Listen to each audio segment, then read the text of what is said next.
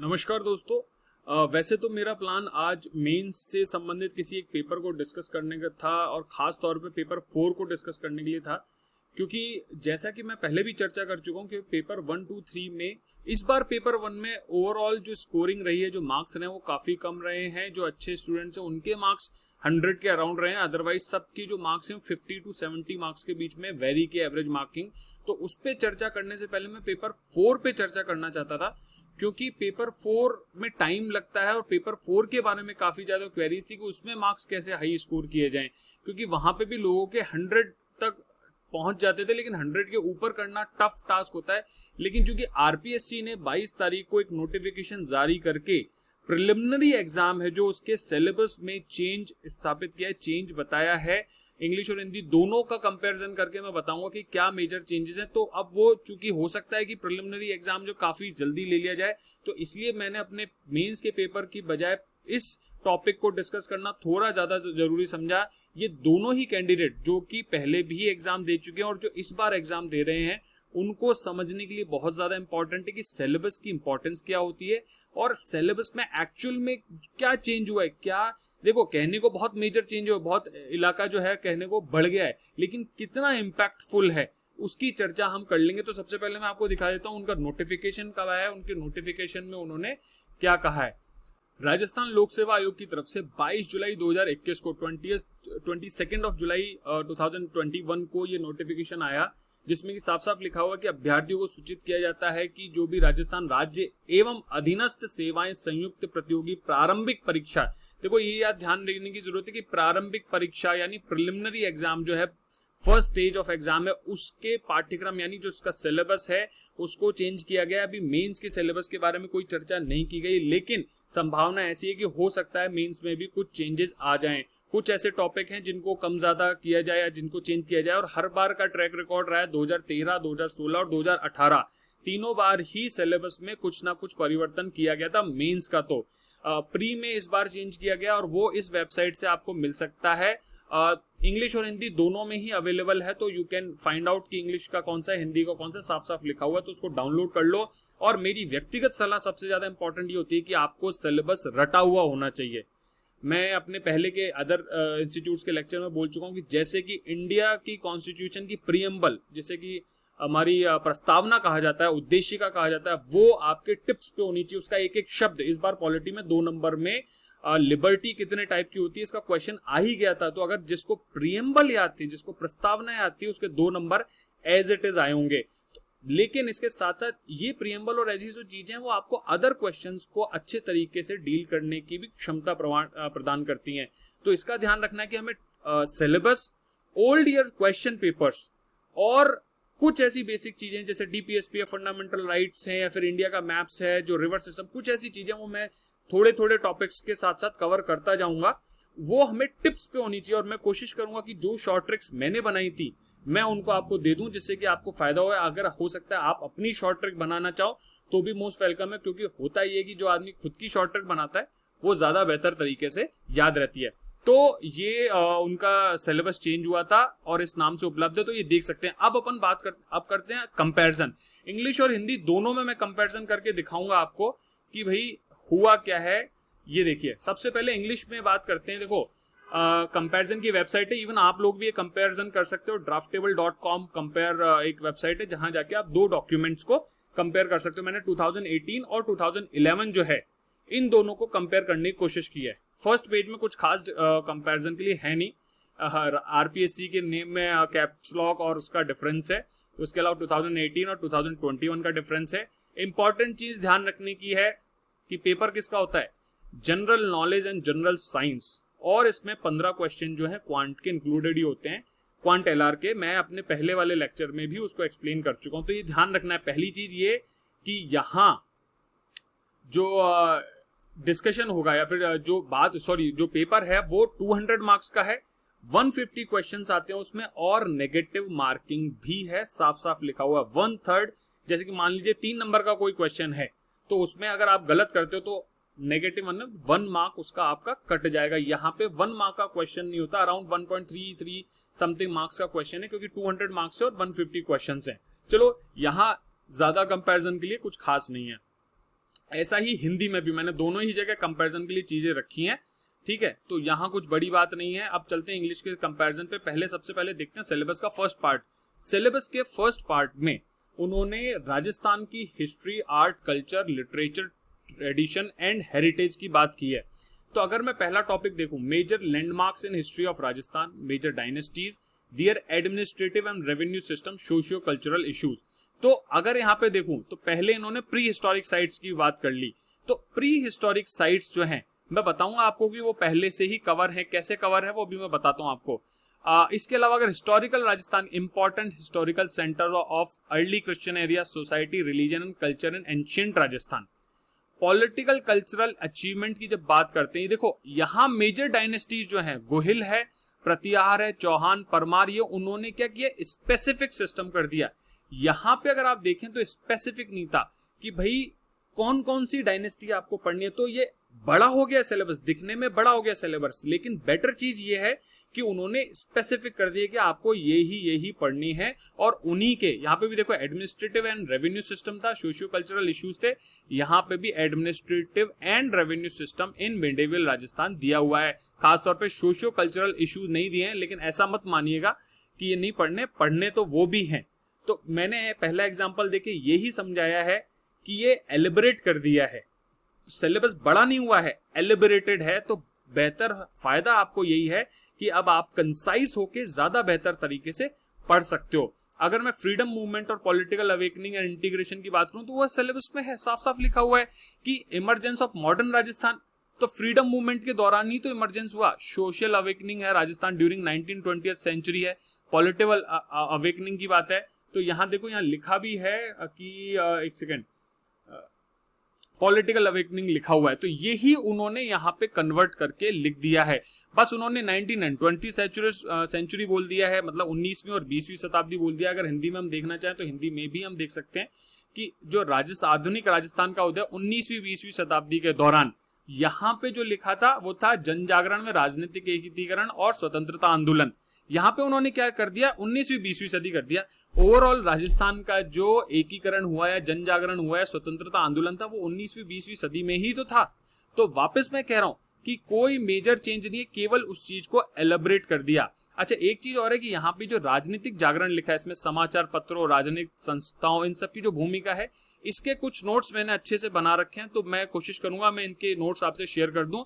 इसके साथ साथ मैंने पहले भी आपको बताया कि राजस्थान अध्ययन की जो बुक्स हैं उसमें ये आपको बहुत अच्छे तरीके से, स्पष्ट तरीके से मिल जाएगा। आप किसी इंस्टीट्यूट के नोट्स फॉलो करना चाहते हैं, मोस्ट वेलकम, वो आपका कॉल है। लेकिन मैं हमेशा कोशिश ये करता हूँ कि टेक्स्ट बुक के साथ ही चला जाए। तो पहला फंडामेंटल वो है, अगर उससे आपको कुछ अधूरापन महसूस हो रहा है तो आप दूसरी चीजों पे स्विच कर सकते हैं। अगर मैं बात करूं यहाँ पे मेले, त्योहार, लोक संगीत, लोक नृत्य, तो आप ये देखो ना यहाँ पे कि प्रदर्शन कला, शास्त्रीय संगीत, शास्त्रीय नृत्य, लोक संगीत, वाद्य, लोक नृत्य और नाट्य, सिमिलर सिलेबस है। कोई मेजर चेंज नहीं है सिलेबस में। कहाँ चेंज है बताओ, कोई चेंज आ रहा है? नहीं, एज इट इज है। महत्वपूर्ण पर्यटन स्थल की बात करें तो यहाँ पर भी कहीं ना कहीं ये पर्यटन स्थल होंगे ही होंगे, जो अभी शायद मुझे नहीं दिख पा रहे हैं। एक मिनट, ये धार्मिक आंदोलन, संत व लोक देवता है, ये रहे आपके धार्मिक समुदाय, राजस्थान में संत एवं संप्रदाय, राजस्थान में लोक देवी देवता। तो हमें लग रहा है कि सिलेबस बहुत ज्यादा बढ़ गया है, लेकिन एक्चुअली सिलेबस बहुत ज्यादा नहीं बढ़ा है। तो घबराने की जरूरत नहीं है, सिलेबस तो बेटर हुआ है। मैं अगर आपकी जगह स्टूडेंट होता तो मैं ये मानता चलो अब अच्छा है, साफ साफ लिख दिया। हमेशा ध्यान रखो, क्वेश्चन जितना ज्यादा एलेबोरेटेड है उतना ही उसका उत्तर करना सरल होता है। Why? Because we know a lot about the question. When एक सिंगल स्टेटमेंट आता है क्वेश्चन में, तब उसके डायमेंशंस पकड़ना बहुत ज्यादा टफ हो जाता है, क्योंकि उसके हमें डायमेंशन नहीं पता होता कि टीचर या फैकल्टी ने किस डायमेंशन को सोच के उत्तर लिखने के लिए कहा है। जब बड़ा स्टेटमेंट आता है जिसमें कई सारी चीजें एडेड हैं, तो हमें दिख जाता है कि ओके ये हमें बात करनी है। तो यहां पर भी यही किया है। देखिए, राजस्थान के प्रमुख व्यक्तित्व है, राजस्थान के प्रमुख व्यक्तित्व का सीधा सीधा सिलेबस में मेंशन है। तो आई होप आपने ये समझा होगा, क्योंकि घूम फिर के सारा जो ये टॉपिक है, सारा जो सिलेबस है, उसको एलेबोरेट कर दिया है राजस्थान के संदर्भ में, और कोई मेजर चेंज नहीं किया। ये फर्स्ट टॉपिक जरूर माना जा सकता है। प्रागैतिहासिक स्थल, पुराशाण और ये जो चीज है ये अलग से जोड़ी है, परंतु मैं आपको बता दूं ये ऐतिहासिक घटनाओं में ये चीज इंक्लूडेड पहले ही थी। यहां इन्होंने साफ साफ जोड़ दिया है कि अगर मैं बात करूं कि बैराट सभ्यता है या आहट सभ्यता है, वो कुछ 4-5 सभ्यताएं हैं जिनके बारे में चर्चा करना चाहते हैं। और ताम्र पाषाण जो इंग्लिश में अगर बात करें अपन, सॉरी इंग्लिश हिंदी में थोड़ा ऐसा स्विच करता रहूंगा क्योंकि दोनों ही कैंडिडेट्स हैं, और आरएस में तो खासतौर पे इंग्लिश मीडियम स्टूडेंट्स को बाहर काफी थोड़े चैलेंजेस हैं क्योंकि एज सच उनके लिए जो स्टडी मटेरियल है थोड़ा टफ हो जाता है। यूपीएससी में जस्ट अपोजिट है, वहां पे हिंदी मीडियम के लिए चैलेंजेस हैं। तो ये पैलियोलिथिक और चैल्कोलिथिक और ब्रॉन्ज एज की जब बात की जा रही है तो वहां पे ये चीज आपको पढ़नी होगी। इट इज इजी, और मैं आपको कहता हूं, मैंने पहले भी एक मानचित्रावली के बारे में चर्चा की थी फर्स्ट लेक्चर में, उसको आप कवर कर सकते हो, उससे ये चीजें बेहतर तरीके से कवर हो जाएगी। उसके अलावा please do not miss the text book. मैं बार बार कह रहा हूं कि राजस्थान अध्ययन की जो 4 टेक्स्ट बुक है उनको बार बार पढ़ो, उनसे इवन प्रैक्टिस करो। उनमें ऑब्जेक्टिव भी दे रखे, उनमें 2 मार्क्स क्वेश्चन भी दे रखे, अति लघुतरात्मक जिन्हें कहते हैं, लघुतरात्मक भी दे रखे हैं और वृहद क्वेश्चन भी दे रखे हैं। तो कैटेगरी वाइज वहां क्वेश्चन दे रखे हैं, प्लीज प्रैक्टिस देम। आपको उनकी प्रैक्टिस करने से फायदा होगा। मैंने की थी, मुझे फायदा हुआ। अब इंडियन हिस्ट्री की बात करते हैं तो कल्चरल फाउंडेशन की बात है, इंडस और वैदिक एज की बात है। तो यार ये देखो ना, salient feature major landmarks of ancient. तो एंशिएंट की जब बात करूंगा तो बाय डिफॉल्ट इंडस और वैदिक एज तो आ ही जाती है ना। हाँ ये जरूर है, ये आजीवक बुद्धिज्म और जैनिज्म जो उन्होंने अलग से जोड़ दिया। पहले उनके पास अथॉरिटी थी, वो कुछ भी पूछ सकते थे, अब उन्होंने साफ साफ बोल दिया कि हम ये पूछेंगे। तो ये डिफरेंस है, कोई मेजर डिफरेंस नहीं आया, ठीक है। Achievement of prominent rulers of major dynasties, ये स्पष्ट रूप से उन्होंने कह दिया, तो थोड़ा सा इसका ध्यान रखना है। वहां एंशिएंट और मिडिवल इन जनरल लिखा हुआ था, लेकिन उन्होंने खास बात है, अब आपको ये पांड्य नहीं पढ़ना है, समझ रहे, चोल आपको पढ़ना है, चोला बहुत इंपॉर्टेंट थे। सातवाहन नहीं लिखा हुआ तो एक बार आप सातवाहन सातवाहन लिखा हुआ है, सॉरी यहाँ सातवाहन लिखा हुआ है, सातवाहन है। आप एक चीज देखिए यहाँ पे जो नॉर्थ ईस्ट पाल वंश है वो नहीं लिखा हुआ, तो उसको आप एक बार छोड़ सकते हैं, या जम्मू कश्मीर के जो साइड के राजा शासक थे उनको आप छोड़ सकते हैं। तो इससे ये बेटर हो गया आपके लिए कि हाँ ये चीज है, पहले मेरा फोकस ये है। देखो कभी कभी सिलेबस कवर करते हैं तो चैलेंजेस यही आते हैं कि सारी चीज मैं कवर नहीं कर पाता, तो जो सिलेबस में दिया है उसको तो आपको किसी भी हालत में नहीं छोड़ना है, ये ध्यान रखना है। बाकी चीज आप पढ़ें या ना पढ़ें कोई फर्क नहीं पड़ता, लेकिन जो सिलेबस में है और ओल्ड क्वेश्चन पेपर्स हैं, you have to follow them. You should not and you must not leave them unturned. Every stone should be unturned if you want to achieve a big or good rank in RAS or even UPSC anywhere. तो please remember, एक एक tips पे होना चाहिए syllabus का। अच्छा ये part, क्योंकि जब हम पढ़ते हैं ना, जैसे अभी हाल ही में आर्कियोलॉजी डिपार्टमेंट, जो आर्कियोलॉजिकल सर्वे ऑफ इंडिया, उसने राजस्थान में ऐसी 1-2 साइट्स खोज के भी निकाली हैं। तो क्या होता है कि वो चीज करंट अफेयर्स में इस सिलेबस के साथ जुड़ के, इस पोर्शन के साथ जुड़ के आ सकती है।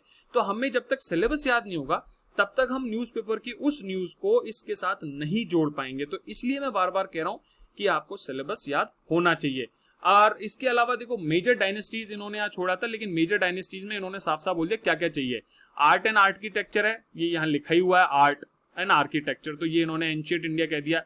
Development of language and literature in ancient India, हाँ ये एक नई चीज है जो पहले इन जनरल नहीं थी, आप इस बार है, और इस पे थोड़ा कम ही पूछा जाता था। बट संस्कृत, प्राकृत और तमिल, तो ये यहाँ ध्यान रखना। तिरुकुरल, तिरुवल्लुवर, मणिमेखलाई, ऐसी कुछ बुक्स हैं जो वहां पे डेवलप हुई थी, जो संगम साहित्य, उसको थोड़ा सा आपको बेहतर तरीके से पढ़ना होगा, तमिल लैंग्वेज और प्राकृत से संबंधित। तो ये एक नया टॉपिक है जिसको एक्सप्लिसिटली जोड़ा है।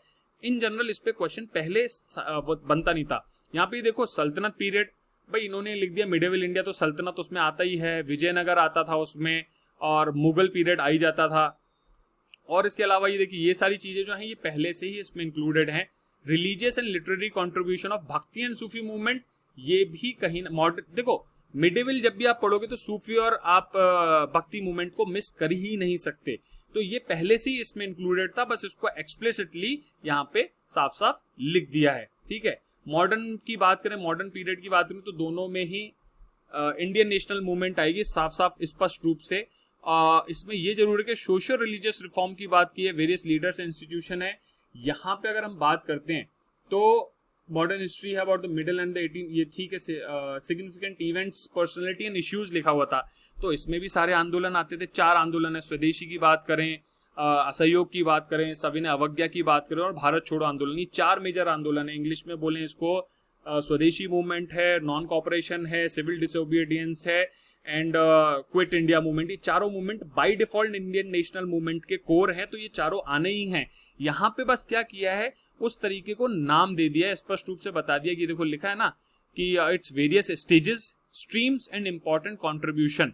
तो डिफरेंट पार्ट ऑफ कंट्रीज, ये यूपीएससी में भी एज इट इज सिलेबस दे रखा है, एक्चुअली यूपीएससी का भी जीएस पेपर 1 में ही सिलेबस दिया हुआ है, ठीक है। और ये देखो ये सिमिलर है, बिल्कुल सेम है। सोशल रिलीजियस रिफॉर्म है, ये यहाँ लिखा हुआ है, ये इन्होंने यहाँ लिख दिया, ठीक है। पोस्ट इंडिपेंडेंस कंसोलिडेशन की जब बात होती है, हाँ ये देखो ये इन्होंने थोड़ा सा बेटर कर दिया, एक्सप्लेन कर दिया कि लिंग्विस्टिक रीऑर्गेनाइजेशन ऑफ स्टेट। मुझे कमेंट बॉक्स में आप में से कोई बताइएगा कि इस कमीशन का नाम क्या था जिन्होंने भाषाई आधार पर राज्यों के निर्माण की बात की थी। आई होप जो तैयारी करने वाले बच्चे हैं शायद उनकी थोड़ी जानकारी होगी। This is important, we must know, because pre में और छोड़िए मेंस तक में इस पे क्वेश्चन बनने की पूरी संभावना है। अगर मैं ज्योग्राफी की बात करूं, वर्ल्ड और इंडिया, वर्ल्ड ज्योग्राफी में इन्होंने 5-6 चीजें दे रखी हैं। ब्रॉड फिजिकल फीचर्स, तो ये वही बात है, physical features mountain, plateau, plains, desert, यही होते हैं। फिर आती है रिवर्स एंड लेक्स, दे ही दिया। टाइप्स ऑफ एग्रीकल्चर, या फिर इधर इन्होंने दे दिया environmental, ecological, wild life, biodiversity की बात कर दी। ये जो थोड़ा सा डिफरेंस है ना, मेजर इंडस्ट्रियल रीजन्स, ये यहाँ पे मेजर इंडस्ट्रियल रीजन्स भी इन्होंने दे रखे हैं। एनवायरमेंटल इश्यूज जो अब आ गए हैं, ये environmental and ecological issues same है, एक्सप्लेन करके लिख दिया। डेजर्टिफिकेशन, यहाँ यूएनसीसीडी से संबंधित चीजें याद रखना, मैं अभी बता देता हूँ, मुझे पता नहीं बाद में इस चीज पे बना सकूं नहीं बना सकूं। यूएनसीसीडी नाम नोट कर लो जो भी सुन रहे हो, और उसकी सारी चीजें, डेजर्टिफिकेशन, डिफॉरेस्टेशन में काम आएगी। यूएन हैबिटाट एक संस्था होती है, वो भी इसमें बहुत काम आती है। और इंडिया का क्या स्टेटस है ये इसको पढ़ लेना, इंपॉर्टेंट है। India is one of the मतलब ग्रेट कंट्रीज जो इस पोर्शन पे काफी एक्टिवली काम कर रही है। और जो हमारा पेरिस क्लाइमेट एक्ट है, उसके लिए हमने जो आईएनडीसी दिए हैं, उसमें भी इससे संबंधित हमारा एक कमिटमेंट है। 3 कमिटमेंट में से एक कमिटमेंट इससे संबंधित है, ठीक है। अगर मैं ज्योग्राफी ऑफ इंडिया की बात करूं तो भी लगभग मोटा मोटी जो सिलेबस है वो यही है कि बेसिक फिजियोग्राफिक डिवीजन्स है, बेसिक माउंटेन्स, प्लेटू, प्लेन्स हो गया, मानसून और रेनफॉल है। तो अल्टीमेटली ये basic physical, broad physical features में मानसून आ ही जाता है।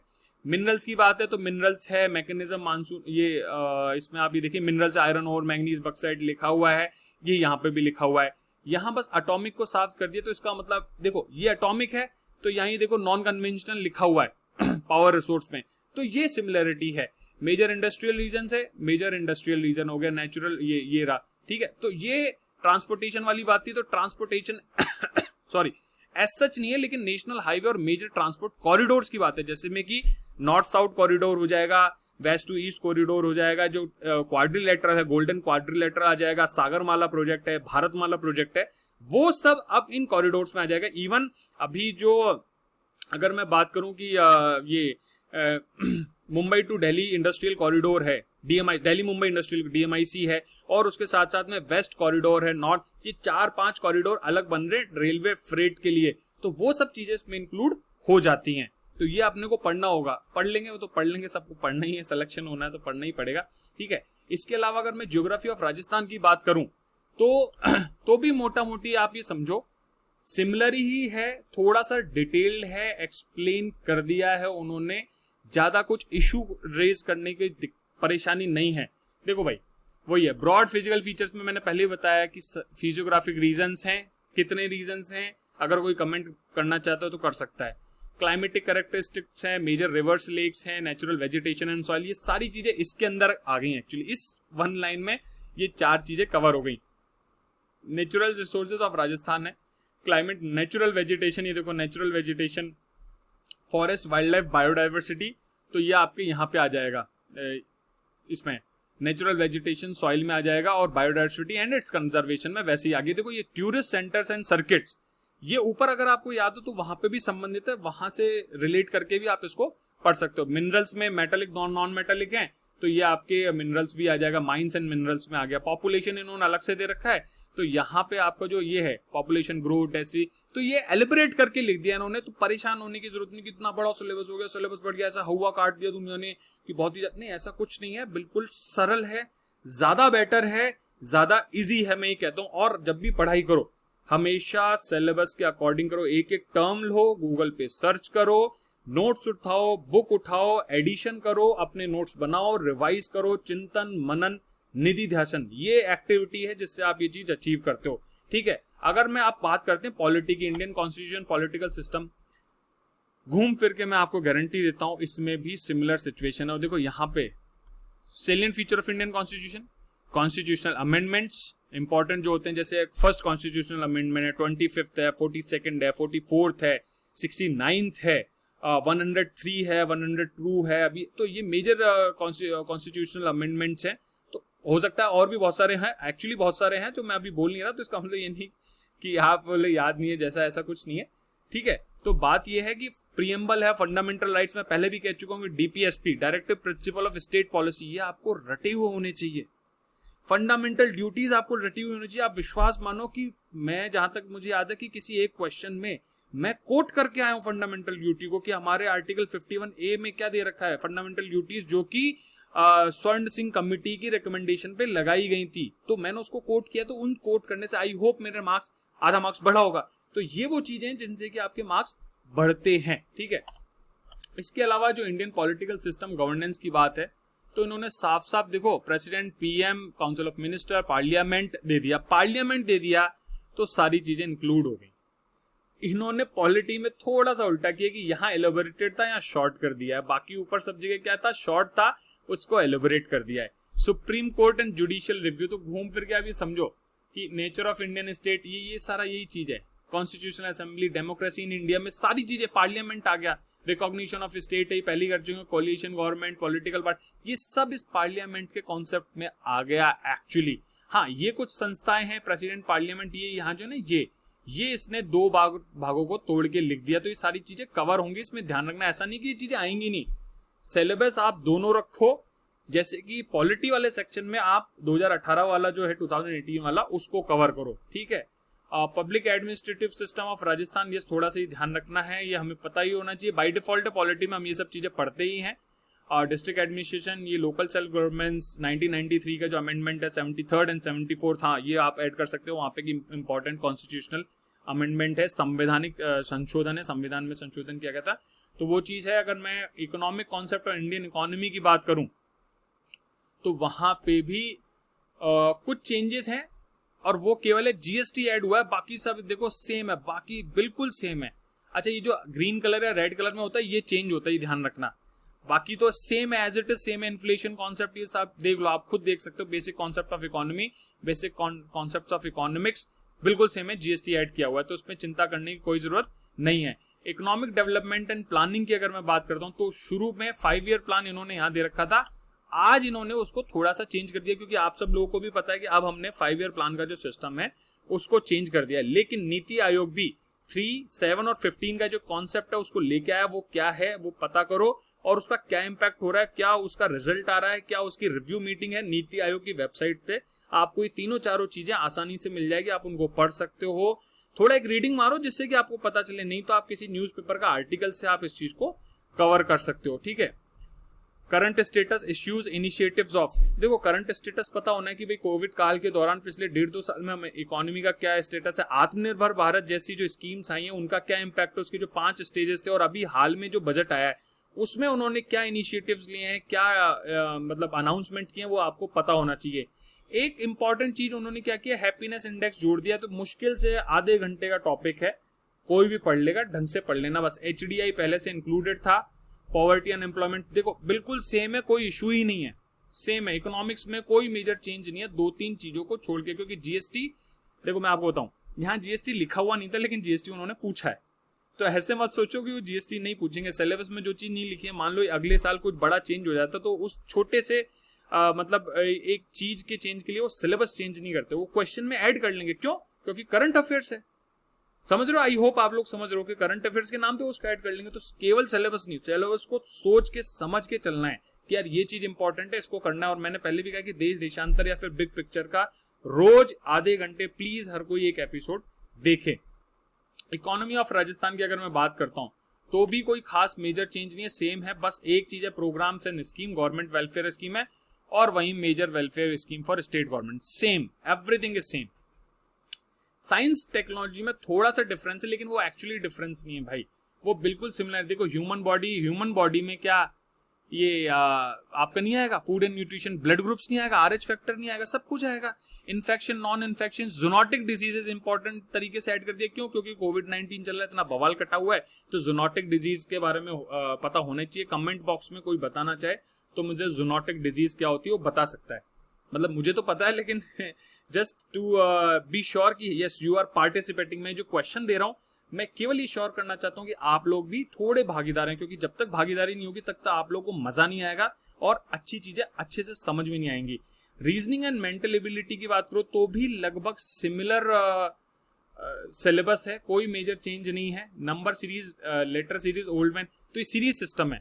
नंबर लेटर सीरीज है, डायरेक्शन सेंस है, ये सेम लगभग सेम है। करंट अफेयर्स में भी places and institution in news की जगह प्लेसेस एंड रिसेंट। अब देखो इंस्टीट्यूशन तो वो बात तो वही है, प्लेस होगा तो इंस्टीट्यूशन तो होगा ही होगा, घूम फिर के वही चीज है, तो इसमें कोई मेजर चेंज नहीं आया है। यहाँ ये मीन परमुटेशन एंड कॉम्बिनेशन वो पहले भी पूछते थे, वो एक या दो क्वेश्चन डाल देते थे और नहीं डालते थे तो भी छोटा है इजी। हाँ प्रोबेबिलिटी की जरूरत, सिंपल प्रॉब्लम है, प्रोबेबिलिटी अगर कोशिश करोगे तो सॉर्ट हो जाएगा, कवर कर लोगे, मेजर चेंज नहीं है, ध्यान रखना। तो ये अपन ने जो था सिलेबस को कंपैरेटिव स्टडी किया। कोई क्वेश्चन हो तो मुझे कमेंट बॉक्स में बताइए, बताओ, या फिर इंस्टाग्राम पे, अब मैं आप दिखा देता हूँ, इंस्टाग्राम और फेसबुक पे मेरी जो आईडी है, प्लीज कमेंट करो उस पे अगर कोई क्वेश्चन है। हाँ हो सकता है मैं इमीडिएटली आपको आंसर नहीं कर पाऊं, लेकिन मैं डेफिनेटली एक या दो दिन जब भी मुझे टाइम मिलेगा उस हिसाब से मैं आंसर कर लूंगा। ये मेरी जो आप देख सकते हैं यहाँ पे, ये फेसबुक की आईडी है, ये इंस्टाग्राम की आईडी है और यूट्यूब चैनल आप इस समय देख ही रहे हैं। तो इन चीजों पे आप कमेंट कर सकते हैं, क्वेश्चन है ड्रॉप कर सकते हैं, इवन हो सकता है आपके क्वेश्चन के बेस पे मैं कोई वीडियो ही बना दूं, क्योंकि वो कई सारे, जैसे मेरी कल रात को एक साथ में बच्चा था मेरे साथ जो स्टूडेंट पढ़ता था, उसकी कुछ क्वेरीज थी, तो मैंने उससे, क्योंकि उसकी क्वेरीज बहुत अच्छी थी मेन से संबंधित, उसने मुझे बताया, वो मेरे साथ बैठ के पढ़ता था, तो मुझे बाद में पता चला और उसने ऑब्जर्व की कुछ चीजें जो मैंने उस समय उसको बताई थी, वो आज महसूस कर रहा है कि यार काश मैं उस समय कर लेता।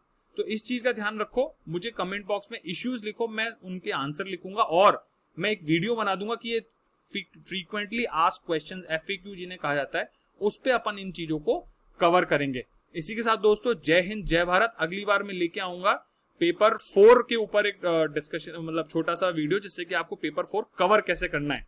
Thank you very much.